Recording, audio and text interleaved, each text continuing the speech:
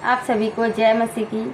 तो मेरे प्रिय भाई बहनों, आज का हमारा वचन है, परमेश्वर ने आदम और हवा को अदन के वाटिका से बाहर क्यों निकाला। तो चलिए हम अपना वचन स्टार्ट करते हैं।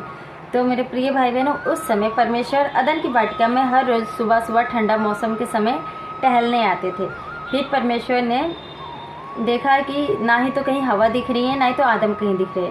फिर परमेश्वर ने पूछा, तब यहोवा परमेश्वर ने पुकार कर आदम से पूछा, तू कहाँ है? उसने कहा, मैं तेरा शब्द बारी में सुनकर डर गया, क्योंकि मैं नंगा था इसलिए छिप गया। उसने कहा, किसने तुझे बताया कि तू नंगा है? जिस वृक्ष का फल खाने को मैंने तुझे मना किया था, क्या तूने उसका फल खाया है? आदम ने कहा, जिस स्त्री को तूने मेरे संग रहने को दिया है, उसी ने वृक्ष का फल मुझे दिया और मैंने खाया। तब यहोवा परमेश्वर ने स्त्री से कहा, तूने ये क्या किया है? स्त्री ने कहा, सर्प ने मुझे बहका दिया, तब मैंने खाया। तो मेरे प्रिय भाई बहनों, पाप यहीं से स्टार्ट हो गया, क्योंकि परमेश्वर की आज्ञाओं को ना माने।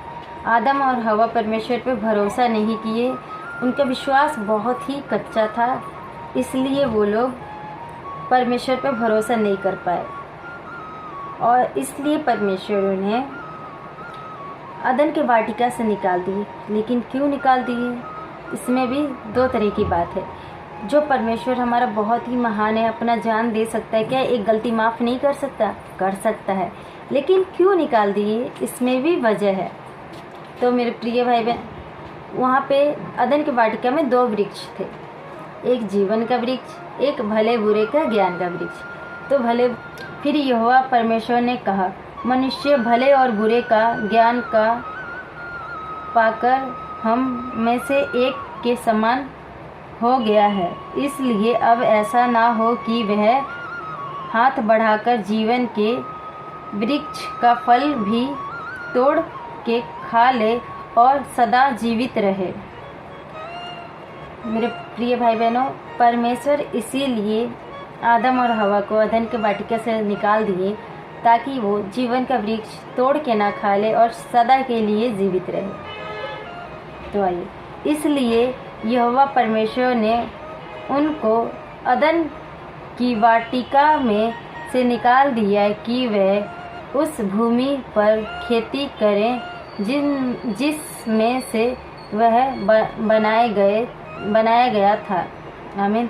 हाँ मेरे प्रिय भाई बहनों, इसलिए हम आज खेती करके हमें खाना पड़ता है, नहीं तो उस समय ऐसा समय नहीं था कि हमें खेती करना पड़े और हमें मेहनत करना पड़े, ऐसा कुछ नहीं था। हमें सब कुछ परमेश्वर के आशीष से मिलता था। लेकिन आदम और हवा ने एक गलती के वजह से मिलकर हम ऐसा पृथ्वी पे पाप आ गया और हम सबके अंदर भी पाप आ गया।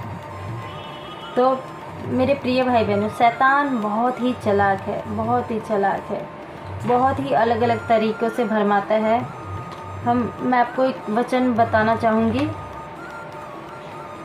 प्रकाशित वाक्य का 20:8 मैं आपको बताना चाहती हूँ।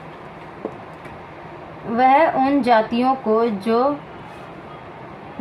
पृथ्वी के चारों ओर होंगी, अर्थात होगा और मोगा को, जिनकी गिनती समुद्र की बालू के बराबर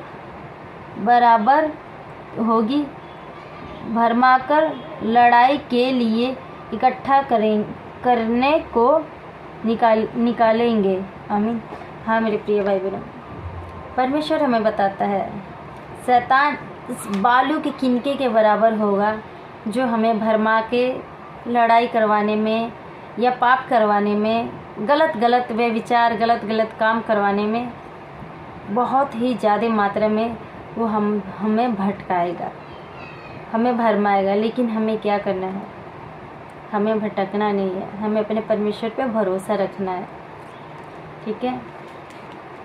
तो मेरे प्रिय भाई बहनों, हमारा जो वचन था मैं आशा करती हूँ आप सभी को बहुत ही अच्छा लगा होगा, क्योंकि मेरे को हिंदी बहुत कम पढ़ना आता है, मैं सही से पढ़ नहीं पाती हूँ, इसलिए थोड़ा अजीब पढ़ती हूँ। तो प्लीज़ आप लोग माफ़ कीजिएगा और इस वचन को आप भी सुनिए और आगे तक भी शेयर कीजिए। और प्रभु आप सभी को बहुत बहुत आशीष दे। आप सभी को जय मसीह की।